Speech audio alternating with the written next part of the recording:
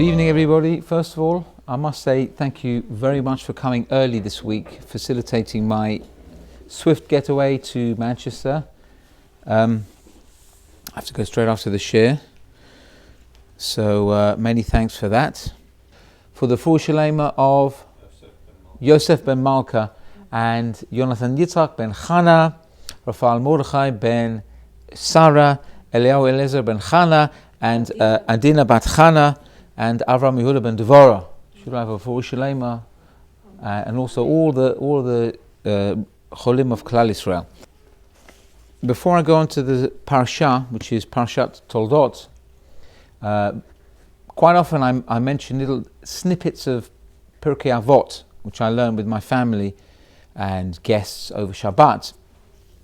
So this Shabbat we were going over the second parak of Pirkei Avot with my children, and we got to the Mishnah which talks about Rabbi Yochanan ben Zakkai. And then it talks about how Rabbi Yochanan ben Zakkai had 5 Talmidim. And the Rebbe, Rabbi Yochanan, was expounding the positive traits of each one of his Talmidim. One of his Talmidim, the first one he mentions, is Rabbi Eliezer ben Horkanus, who we know as Rabbi Eliezer HaGodol as well. He was the teacher of Rabbi Akiva. So, what was the praise that Rabbi Yochanan gave his Talmid, Rabbi Eliezer? It says here, Bor Sud She'eno Ma'abed Tipa. What does that mean? He said, Rabbi Eliezer is like a barrel that's been treated with, limestone, like to make it, to glaze it, and that doesn't lose a drop. In other words, he described Rabbi Eliezer as a barrel that when you put the water in, it doesn't leak. Now, the most obvious thing that comes to mind is that, well, obviously that means whatever you put into this person, it's not going to come out. So he retains everything. He's a good container, which automatically sounds like a wonderful praise. But you have to understand exactly what Rabbi Yochanan was saying about his student, Rabbi Eliezer. Because if he was talking about a barrel, most barrels that I know, they don't leak anyway. So what was he adding when he was saying that Rabbi Eliezer is like a barrel that has to be glazed on the inside to make it like a china thing, and that doesn't lose a drop? Any old barrel, any container, like a vase, or for Americans, a vase, that contains water, it doesn't leak water. You know, you get these very nice decorative pots that people have on the windowsills made of pottery. You know, light brown pots, and people put all sorts of flowers in and everything. They don't leak. So what does it mean? It has to be glazed first on the inside. So when I was discussing this with my kids, I had the following idea. It's true, if you have a pot that's made of earthenware or pottery, without any treatment on it whatsoever, if you put a plant in there and water and whatever it is, it's not going to leak out. Otherwise it defeats the purpose. But there will be something that happens to that pot that doesn't happen to a pot that's been treated with glaze. What is that? That a pot that's untreated can absorb into the walls of the pot. So in other words, the pot is porous, is the word, or it absorbs. So in other words, if you have a pot which contains anything, it could be even food, like a soup or something like that. If it's regular untreated earthenware, it's very porous. It can absorb inside the walls. So I was thinking, what does Rabbi Yochanan mean when he said that his student was like a treated pot? What is the difference in a treated pot, a glazed pot? The answer is that the glazed pot is waterproof. Not just that it doesn't let water go out to the outside, but it doesn't even absorb into the walls. Rabbi Yochanan was saying, look at my Talmud, Rabbi Eliezer.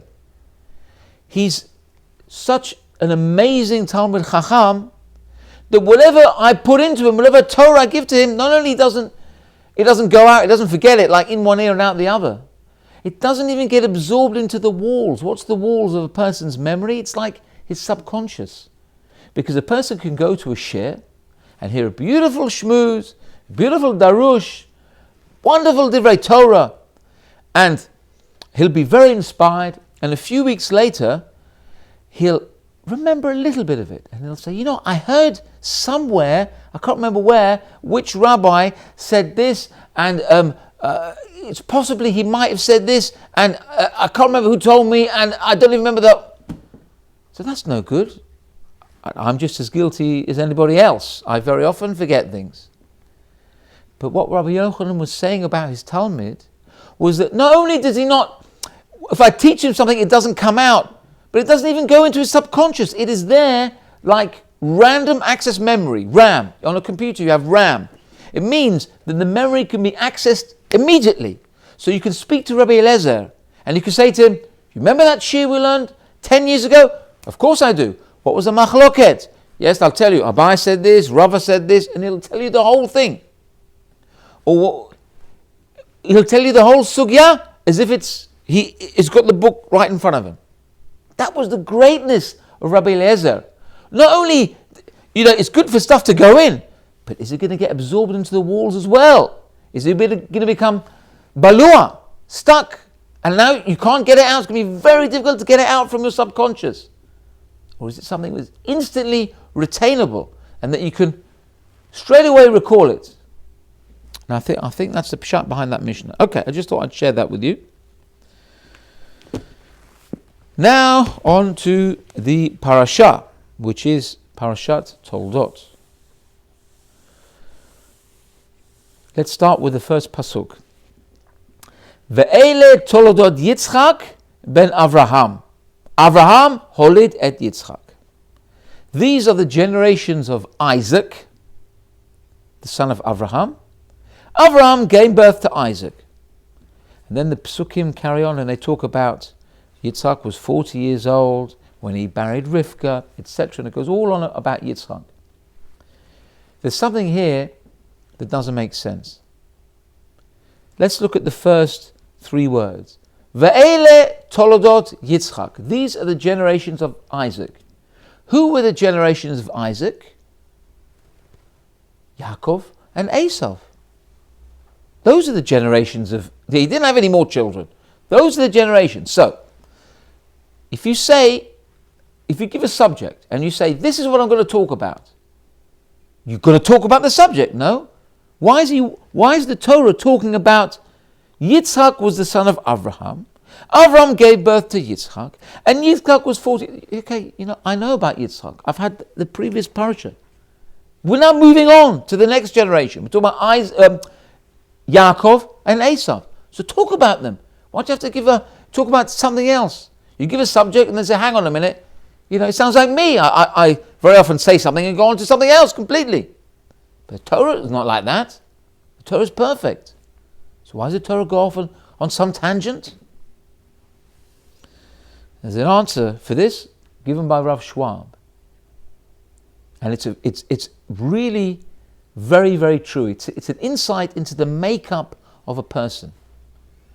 Because if you want to talk about what makes up an individual, how would you talk about that person's inception? You talk about, I'm going to talk about Yaakov. So Yaakov was born in a certain town, and when he grew up, he became a Talmud Chacham, and his brother Esau, when he grew up, became a Shlechter Mensch, and he went to do his thing, and that's all very true, but is that really the beginning? Is that what really made them up? Was that their cosmic makeup? It's not the entire picture. The picture begins with their parents and their grandparents. Because that's what makes up a person. A person doesn't just start off life on his own and suddenly he becomes a complete person by himself. A person is the sum total of his environment. What was Yaakov and Esau's environment? They came from Yitzchak, and Yitzchak came from Avraham. That's what we're trying to stress here. We're relating the whole story from the very beginning. You have to understand, Yaakov had a holy father, Esau had a holy father, and they had a holy grandfather as well. That was what made them up. A person doesn't just come into this world and he is who he is, and that's it. And a person is, like we say so very often, a person is a self-made man. I'm a self-made millionaire. I'm a self-made Talmud Chacham. It's not true. You don't just make the millions yourself. Who gave you the Chokhmah? How were you brought up? What environment did you enter this world into? What makes up what's your genealogy? That's the whole thing. People think it starts with the birth process. Not true. Got to look back at the generations. That's how the parasha starts out, says Rav Schwab.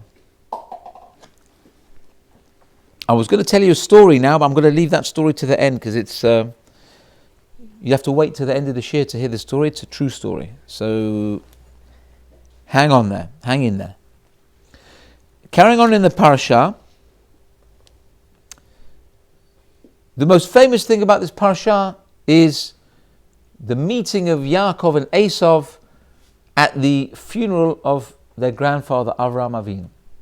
Avraham Avinu died, and at the Levoya, at the Shiva, Yaakov is preparing a meal, and Esau decides recklessly, he leaves the house, and basically at that point, he's gone. He's out to lunch, he's gone to pieces, finished. That's it. He goes way off the derech. As we said last year in the Shir Embryonics, we talked about this in detail. He did 5, not minor Aveirot, he did 5 of the worst Aveirot you can think of. And this guy was a kid, basically. 15 years old. Does the worst Aveirot you wouldn't expect of the worst criminals. The worst, most licentious people. No. 15 years old, he was managing these Aveirot quite nicely. And it says he came back from the field, ayef, tired. And Chazal tell us, this is the first time in the Torah that we see this word, ayef, to be tired. And you know, whenever a word is mentioned in the Torah for the first time, it has great significance. It shows you the context of this word. So the first time we hear this word, ayef, to be tired, to be exhausted, it's by Esau. Why did he merit this word tired? So I heard that really the phrase, the concept of a person being tired, in other words, a person being unable to carry on because of, great chulsha, great, like a weakness, this really only applies to the goyim. It doesn't apply to the tzaddikim. Only applies to the Rishaim. If you think about it, the great tzaddikim of really all generations, but we can see in our generation, they never really suffered from the concept of being tired, of getting home at 9 o'clock and kicking their shoes off and falling asleep in the couch. They tell the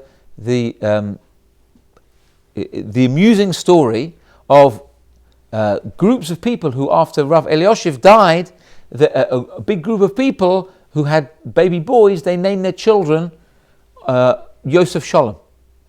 Because, Rav Elioshev, they died, and there was quite a few births after that, and people started naming their kids Yosef Shalom, Ben this, Yosef Shalom, Ben that, until they realized that the babies were waking up at 2 o'clock in the morning, which is what Rav Elioshev used to do. He never slept more than a couple of hours a night. It's a joke that I heard from Rav Fishel Schachter. It's not true. But you can see the point there, that it's a foreign concept to feel tired and weak and chalash if you're involved in true avodas Hashem. See, many tzaddikim, like Rav Shach, whoever saw or heard Rav Shach speak, you'd think this man in his 80s and his 90s, he had the energy of a 20-year-old. He'd get up, he'd stand, he'd give a fiery drasha, and he'd be on his feet for hours. And that's Rav Shach. Or maybe it's something a bit closer to home. Diane Abraham, who we all know here, he's a Diane in Golders Green, in London. We're all very familiar with him here. I don't know how many hours a night he sleeps, but I can tell you he's got the energy of somebody less than half his age. I remember once I went to his house. This is just an aside point. I went to his house to speak with him about something, and he pointed to a pile of invitations on his desk. And he said to me, you see these invitations? I said, yeah. He says, these are all for weddings and bar mitzvahs. I said, wow, that's wonderful. You've got so many weddings to go to. You know, when are all these functions? He goes, what do you mean, when are these functions? I said, well, what? You've got some in this month, next month, 2 months' time. Well, when do you have to go? He says, no, this is just for the Shabbat. Just for this week. You know, he gets invited to so many things, and he goes. Each one he makes an appearance for whatever amount of time it is, because he feels it's his responsibility. It's either his Kehillah members or people who he's the Rav. You know, he that's what he is. That's what he's like. And you know, he's one of the most busiest people that I know, and yet you ask him a question, he'll always get back to you. Whether it's by email or text, or you phone him, he'll give you an answer there and there, either there and then, or he'll send you a message back. That's what he's like. But people who are like 10% as busy as he has, just don't have the time. You know, we see that very often. You want to get something done? Ask somebody who's busy. Don't ask the lazy people all the time. They're not doing it. They can't do anything. They can't handle it. That's why they say about Esav, whatever he was doing, he was tired. Even for Averot, he was tired. But a Jew, when he's doing the right thing, he's got the energy to do it. Why is that? And this is the answer that I always give. Because a person gets siyata d'shmaya. There's no reason to explain why Diane Abraham can do what he does, or what Lahavdil ben Chaim L'chaim, what Rav Shach used to do when he was alive. There's no reason. Rav Eliashiv, 2 hours a night, answering people their questions left, right and center, and still learning every day, still giving shir every day. How did he do it? David HaMelech used to just close his eyes. They say he slept like a horse. He has 40 winks. He didn't sleep a proper night in a bed. Just to doze off, minimally, every night. How can it be? It's impossible. The Gemara says a person cannot sleep more than 3 days without sleep. It's impossible. Every night he had the tiny minimum amount of sleep. How can it be? If you're doing the right thing, Hashem will make sure you have the faculties and the utilities to be able to carry on with doing the right thing. That's why Diane Abraham can do what he does. That's why all our great Gidolim and Rabbanim can do what they do. It's not that they're special, superhuman. No, they get siyata d'shmaya, help from heaven. And you will get that if you want to be a tzaddik, if you want to do the right thing, you will get that. Just make sure your motives are correct, and your intention is full on that you want to do the right thing. Now, what happened with this whole meeting with Yaakov and Esav? We all know Esav sold the birthright for a bowl of dal, a bowl of chana, like a lentil stew, whatever it was. I'm sure it was very tasty, but if you think about it, selling the birthright was, in effect, selling the right for your descendants to receive the Torah on Har Sinai. Whoever had the birthright, they were going to be the successors of Avram and Yitzchak. They were going to be the torchbearers of the entire humanity. They were going to be Mamlechet Kohanim V'Goy Kadosh. Now, what's that worth? Is that worth millions of pounds? Is that worth selling your soul? What's it worth? What tremendous thing or things are you going to give in exchange for this tremendous right? So Esav gives it away for a bowl of soup. That's it. You know, you're happy with that. You know, I'm tired, I'm hungry. You know, that'll do. You've got a bowl of soup there, red stuff, pour it down. What, you want a birthright? It's no problem. Here, chavod. So in terms of making a kinyan, making like an acquisition and giving something, like for like, there was no like for like there. To have the right to be the kingdom of priests for the whole of humanity, to be head of 99 point whatever it is, 22% of the world, and to be the torchbearers, the tiny miut, the tiny fraction of people who are going to be the light to the nations, to have not even 3 courses, 1 course, first course, the appetizer. What's going on? So you could taina, you could suggest that this was perhaps what's called a mekach ta'ut. This was a sale that should have been nullified, because that's not a sale. So I can't go into a shop and buy a Rolex watch and put a pea on the table. Here, have this dried pea. Give me this Rolex watch. That's, it's a fair deal, isn't it? Of course it's not a fair deal. Unless you're motorbike thieves who go into Brent Cross and come and rob the shops of Rolex watches worth thousands of pounds, like they did this past week, which are all caught on CCTV. They just help themselves. But this doesn't sound much different. You pay for this tremendous reward with, a bit of dal, a bit of chana, a bit of lentils. What's going on?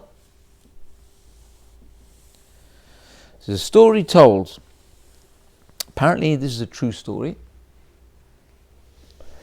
That there was a poor man who came to his Rebbe.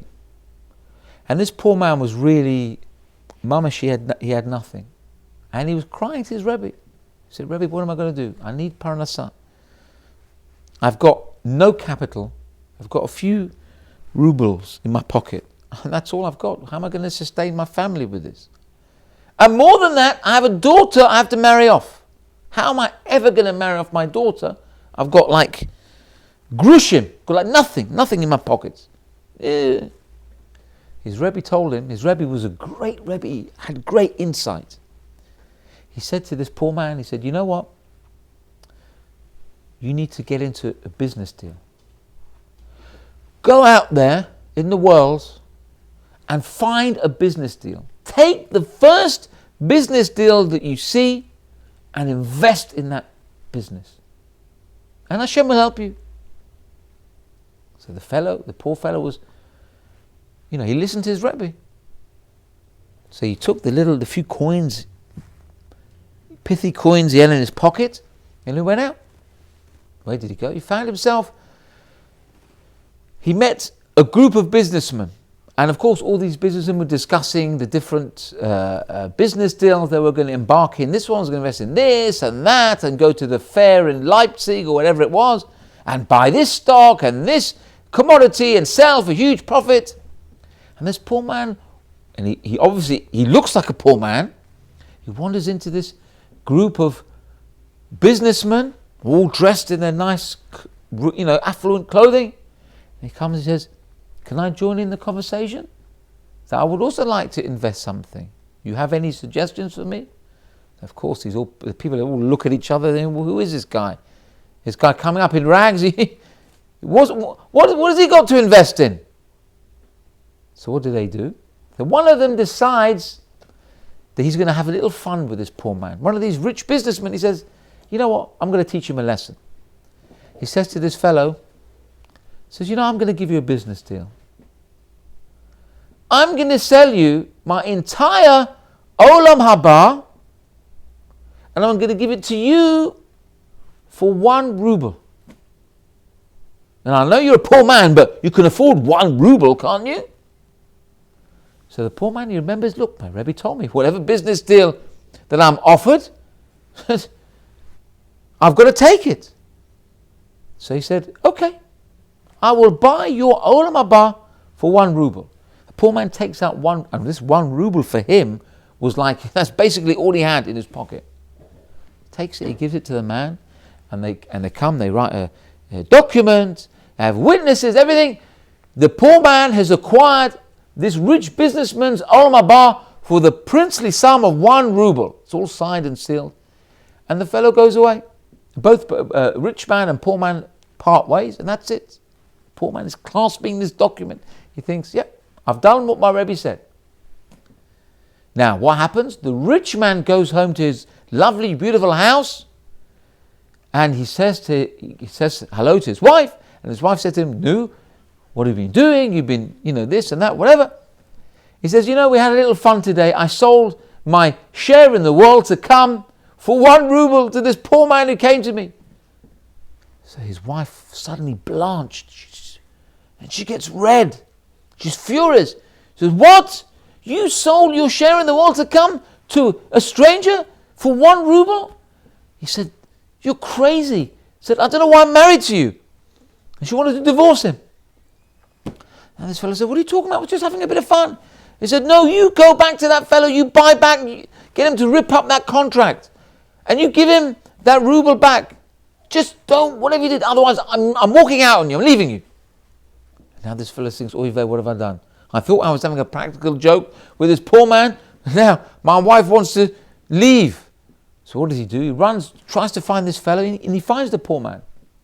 He says, "Look, you know what we did yesterday, that little joke we had, I'm really sorry about it. You know what?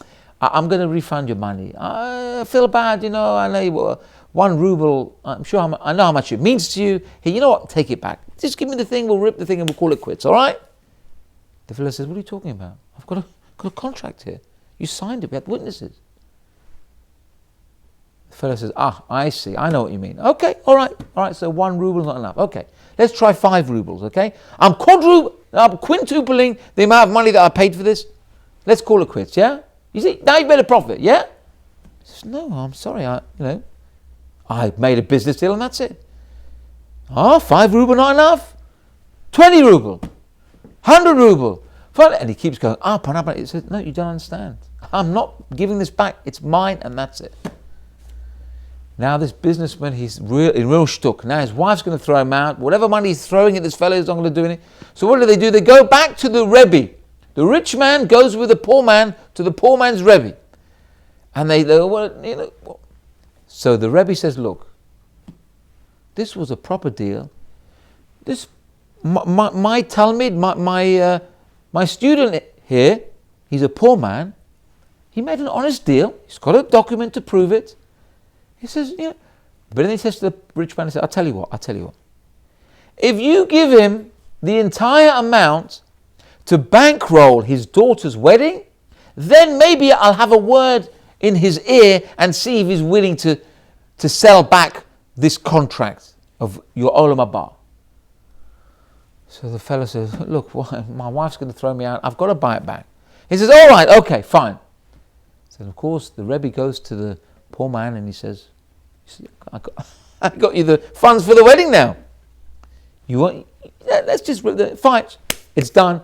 The rich man comes, he gives all the money, and the poor man, of course, now is extremely happy he can marry off his daughter. Then the rich man looks at the Rebbe and he says, "But Rebbe, look, I don't understand. Yesterday, this contract was worth 1 ruble. Why now I have to pay so many thousands and thousands of rubles? You buy stocks, you buy shares, or whatever. It doesn't go up like that. Why I have to pay so much? You forced me to pay so much for this thing." The Rebbe says, "I'll tell you why." He said, the whole deal, whatever we did, was 100% kosher.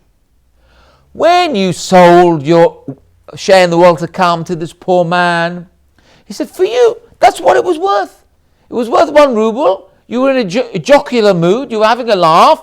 And that's it. You did it as so it's a proper deal. That's what you thought. Your olam haba at that time, whatever.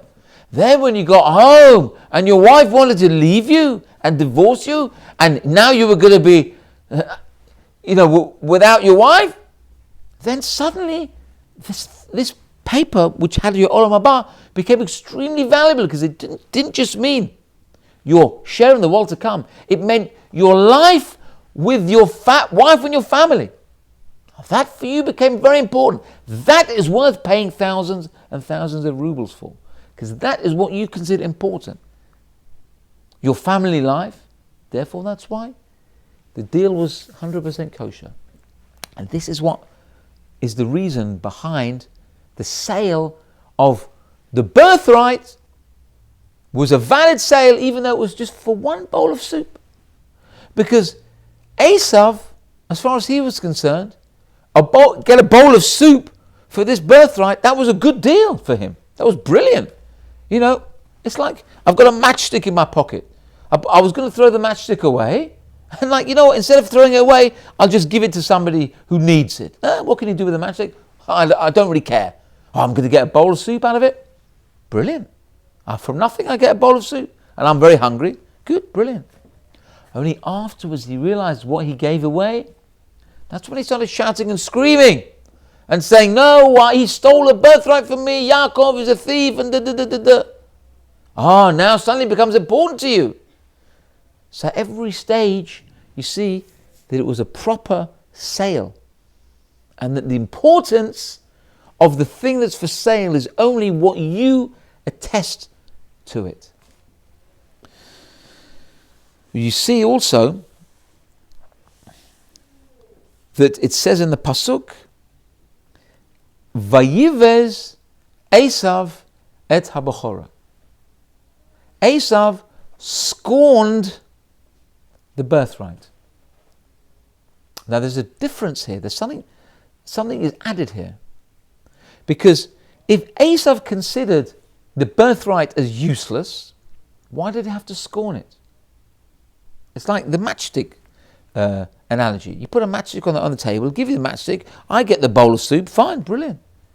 I have to hate the matchstick? What's one got to do with the other?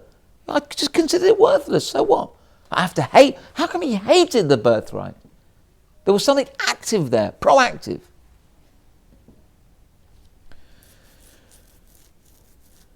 So I'll tell you another story.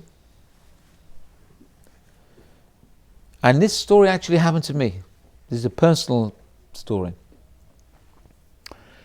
A number of years ago, I got a phone call from a lady asking my wife and myself to cover a bar mitzvah for them. They wanted a bar mitzvah photographed.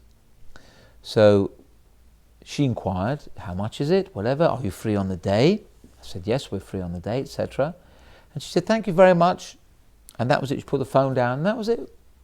Now, we in our business get hundreds of inquiries, not hundreds, we get tens of inquiries on a weekly basis.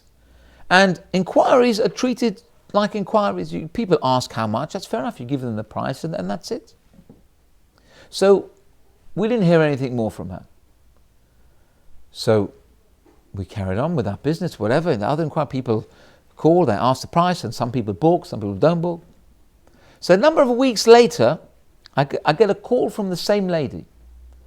She said, you remember me? You spoke to me a few weeks ago. I said, yes, of course I do. She goes, okay then, so how do I pay the deposit? I said, can you just remind me what date you wanted us to, what date the simcha was? She told me the date. I said, oh, I'm so sorry. I've actually now, since I spoke to you, I took a booking on that date. we're already booked. So when I told that to this lady, she suddenly flew into a fury. She says, what? How can you take another booking? I told you, pencil in the date and this and that. So straight away, I apologized. I said, I'm really sorry. But we get lots of inquiries for these dates, and I had no idea you wanted us. You never paid us the deposit. You never asked for a booking form. Nothing was said. So I'm really sorry. Maybe I can refer you to somebody else. No, but why won't you? And you told me that. And she was totally uncontrollable and going on. No matter how much I apologize, I seem to be attracting this type of thing, by the way. No matter how much I apologize, she was getting more and more angry.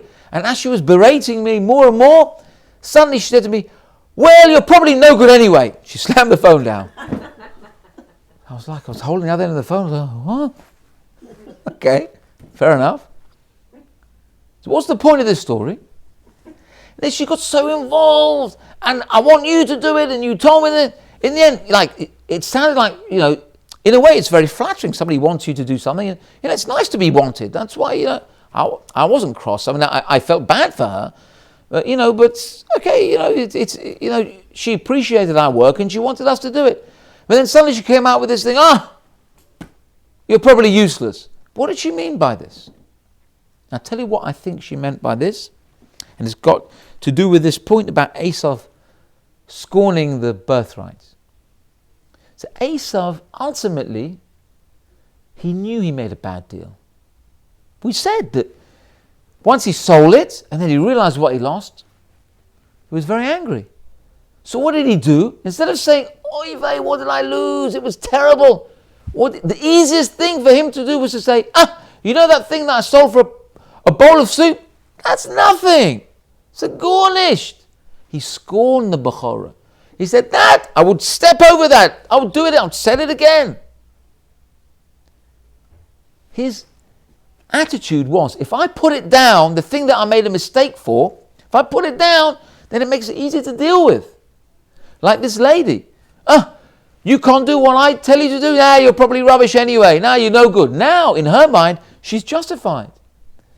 She's put down the phone to somebody and said, it was a waste of time anyway. There wouldn't have been any good. It's an interesting point that comes out there. Very often people scorn the mistakes that they make instead of turning it around and making it, look, I've done something silly. I've made it. Look, we're all human. We all make mistakes. So turn it around. Admit you made the mistake and make the best out of it. Learn from the mistake. But what do? We bury the mistake. We say, this is nothing. We can learn a tremendous lesson from this. Mistakes are not... There's nothing wrong with making a mistake. I always tell my children this, because I used to hear this myself. Nothing wrong with making a mistake. The worst thing is to make the mistake the second time, and the third time, and the fourth time. You make the mistake once, then you learn from it. You turn it around. And if you make it again, you also try again, you learn from it. You don't make it again, and then you repeat it again. And now it seems it's not even a mistake at all. No, this is a mitzvah now. That's the problem that's the negative way of mistakes. The positive way of mistakes is to learn from it. And even more than that, not only should you learn from your own mistakes, you should learn from other people's mistakes. If they've already made a mistake, and you make the same mistake, that's terrible. This poor person suffered for his mistake. The least you can do is learn from his mistake. Give him a toilet. Give him a reason to have made this mistake. So that he can feel happy. You know what? I made a mistake. At least somebody else learned from my mistake. Very, very important. Okay, let's carry on. Also, you could ask the additional question, what was the setting for this whole sale of the Bechorah? Avraham Avinu, as we mentioned, had died. They were in the Shiva. Everyone was sitting on the ground mourning. Is this the time to go selling birthrights? Is this the time to start determining the future?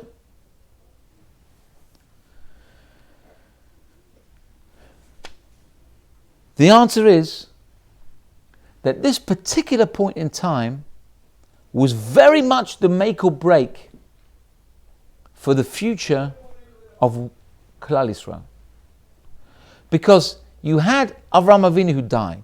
Now the focus is turned over to the progeny of Yitzchak. Now Yitzchak is old already. He's got 2 sons. What are they going to do? Who's going to step up to the plate?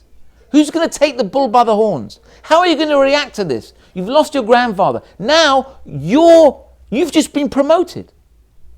Yaakov and Esau, you've just been promoted. Now you are the inheritance. What are you going to do now? So what does Esau do? Esau straight away turns his back and says, I'm out of here.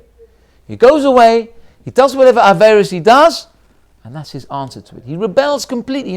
Very often you see people who find it difficult to cope with tragedy, they go and do all sorts of strange and crazy things. Some people, really, they go off the rails. I can't handle my mother's death. or my grandfather's death, or whatever it is. I can't handle it. Why did God do this to me? And they come and they throw in the towel. No, this religion thing is not for me because he took my, or they see Rahman al-Aslan's, whatever it is, people die from cancer, people know whatever, and young people as well, and they say, a God that does this, that's not a God, and they go completely off the derech. Why is this? Because they can't. It's something they can't. I'm not saying that this is something you can comprehend. Nobody can answer this. Why people die of terrible diseases? Who can point the finger and say that happens because of that reason? Nobody can say that. You just have to say this. This is how God runs the world. You can't. Don't break your head over it. It's not your business to find out the why. It's your business to know how to deal with it. Not to start giving reasons. This happened because of this, and I don't know the reason, therefore it doesn't make any sense. That's what Esau did. He said, my grandfather died, what am I going to do? No, I don't want this responsibility. I don't want to be the Bechor. I don't want to be the head of the family. After my father dies, I'm going to head the family. Forget it. I'm in it for myself. He goes out and does whatever he does. So now that was make or break. Yaakov, of course, he wants to know where he stands. Okay, you don't want to head the family. Yeah, but I do. So what are you going to do about it? You don't want it. I'll have it. Give it to me. I'll make a deal with you. This is what you want. You want the stew? Come take the stew. And we'll sign on it. That's it. That's the whole reason behind it. Because it was literally make or break time. How's this thing going to play out? It was the most perfect time for the whole deal to be struck. Because that was the exact point where the family's future came under the spotlight.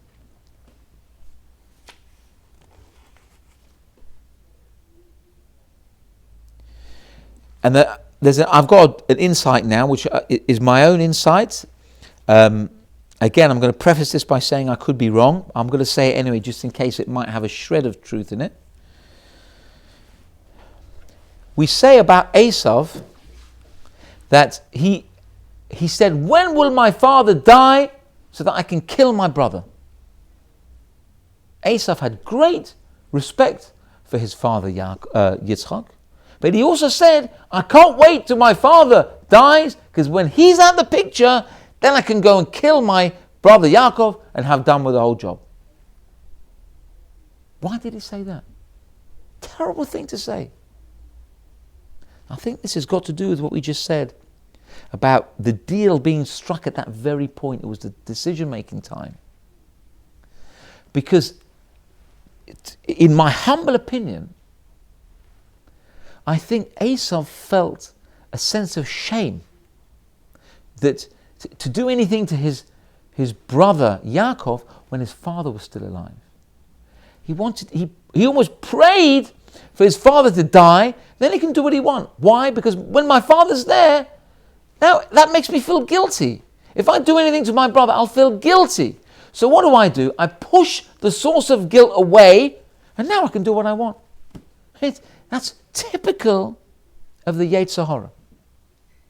Instead of, a person when he wants to do an Aveira, it's a very natural thing to feel guilty.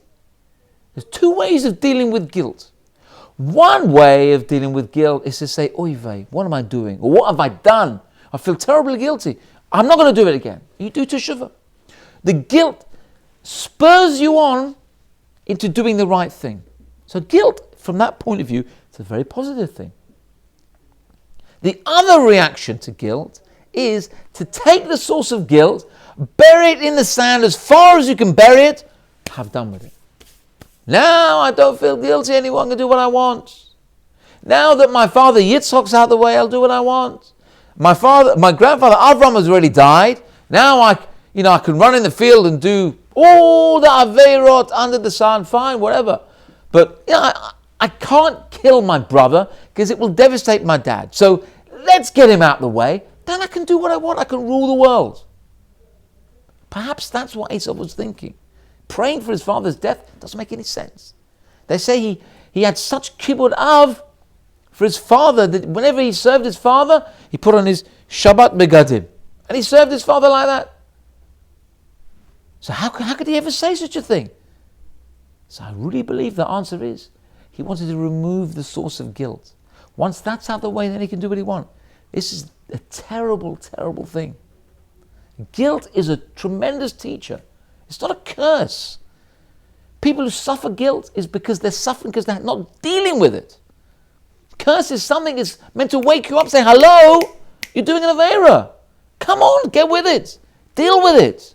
You don't deal with it, it's going to weigh heavy on your head. And then people start taking all sorts of medication and antidepressants and all this type of thing. Now, I'm not chas v'shalom for 1 second saying that there's anything wrong with antidepressants or whatever. I personally believe that, there might be, it's not the answer to every case, but there's people who need medication. That's the reality. People get depressed and they need medication. It's not like nobody has to have it. But surely, at least for some cases, there's got to be another way. The guilt has to be dealt with first and foremost. Learn to deal with the guilt. Don't store it up and let it weigh heavy until you have to go on the medication. It's got to be dealt with the mind. The mind is such a powerful thing. You know what I heard yesterday? I heard something unbelievable. I didn't see it, Baruch Hashem, because I don't have a television and I wouldn't have one. But I heard from somebody told me that there was a person, what is it, like an illusionist, the famous TV personality, illusionist. And he had this whole thing where he got, let me see if I can remember it rightly. He got Darren Brown, that's his name, Darren Brown. He got a whole bunch of people and he said he's invented this pill that will remove your fear. I think there was 4 people. One of them was scared of heights. One of them was scared of public places or something. They all had different fears. He said, look, and he bought them. I think he bought them to a big, like a facility where they distribute these pills, and he was showing them, case histories and this, a whole big thing. And he took the 4 people. Each one he gave this pill, specific for their particular fear. So let's take the one who had a fear of heights. This person wouldn't even walk across a bridge. A small, tiny footpath, he couldn't walk across the footpath. He took the pill. After he took the pill, he was climbing up the side of a viaduct.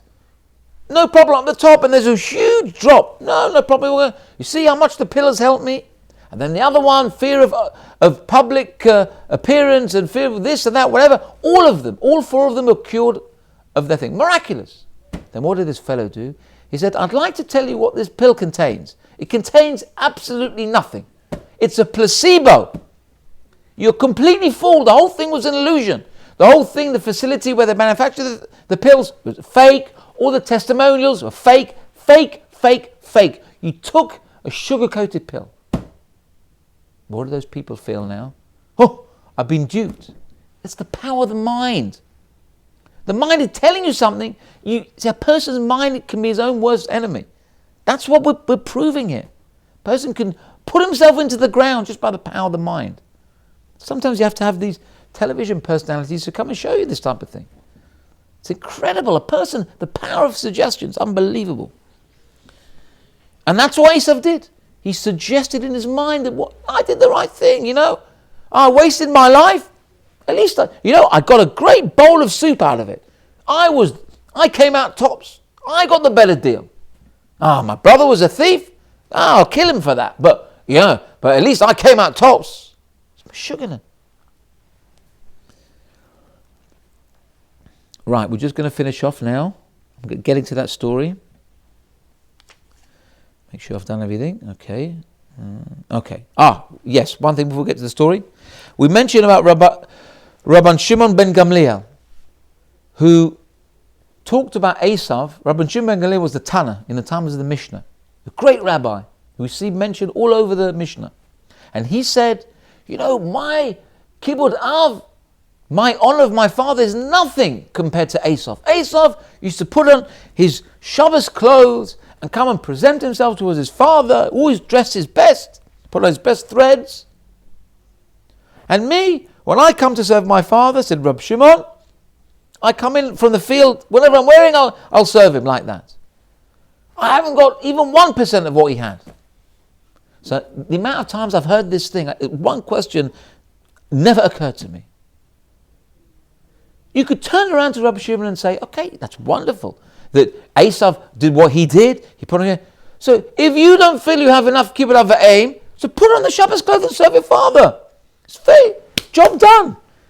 You feel you haven't got enough respect for your father, put on the Shabbos clothes, imitate him. Do what he did. You think the answer is as simple as that? It's not as simple as that.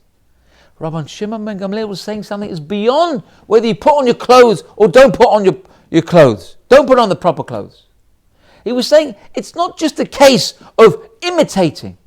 You have to feel how Esau felt. He felt, from his heart, he felt kibbud av for his father. Not kibbud av v'eim, by the way. Not honouring your father. He didn't honour his mother. Far from it. He honoured his father, but not his mother. So his kibbud av, but to think Rabban Shimon ben Gamliel put on his best clothes and serve his father wasn't the same. Because that was just walking the walk. It's not enough to walk the walk. You've got to talk the talk as well. You've got to have the right kavanah. The kavanah, he felt he didn't have the kavanah, the intention like Esav had. So it's not enough sometimes to do things by lip service, or to do things by rote, or to say, look, I want to become frum, so I put on the clothing, I put on the hat, and grow the pears, and now I'll become a Haredi, I'll become an observant person, I'll become a Chassid. Now, I must say at this point, I'm not talking about people who want to aspire to be better, because very often they say, if you want to aspire to be better, you should do the right thing even though it doesn't feel right. Do the right thing, and you will be accustomed to do the right thing for the right reasons, even for the wrong reasons. So they say, people say, I don't want to wear a couple now because I'm not frum and I think it's hypocritical. That's not hypocritical. Because you put the couple on, if you're a man that is, you put a couple on and that's going to influence you because you're going to be scared when you're out in public. I can't do what I used to do now. Everyone's looking at me. They're going to see a Jew with a couple on. But it means like this, accompanied by the physical representation of the kibbud av, which is the clothes and the respect, accompanied by that side of things, has to come from the inside. You've got to feel the respect that you're giving to your parents. It's got to come out from the inside as well. It's not good to have one without the other. You can't feel a great sense of hakarat tov to your parents, and then you don't call them ever. You don't invite them for Shabbos. You don't go around to visit them when they're in an old age home or whatever. Oh, but I feel so much love for my parents. Yeah, but how are you manifesting it? How are you showing it? You doing something? You making it lemaisa? You really doing something about it? But also it's not good to go through the motions and not have the correct feeling. You can't just, although I would say, when it comes to visiting your parents, you should do it anyway, even if you don't feel it. You don't feel the correct respect, you should do it anyway. Because by doing it, you'll feel it. But still, you have to have in mind that don't just do things by rote. Don't put on the clothes and the garb and the externalities and expect that's the be-all and end-all. No. You've got to realize there's something lacking. It's got to come from the heart. You've got to have both the external and you've got to have both the internal.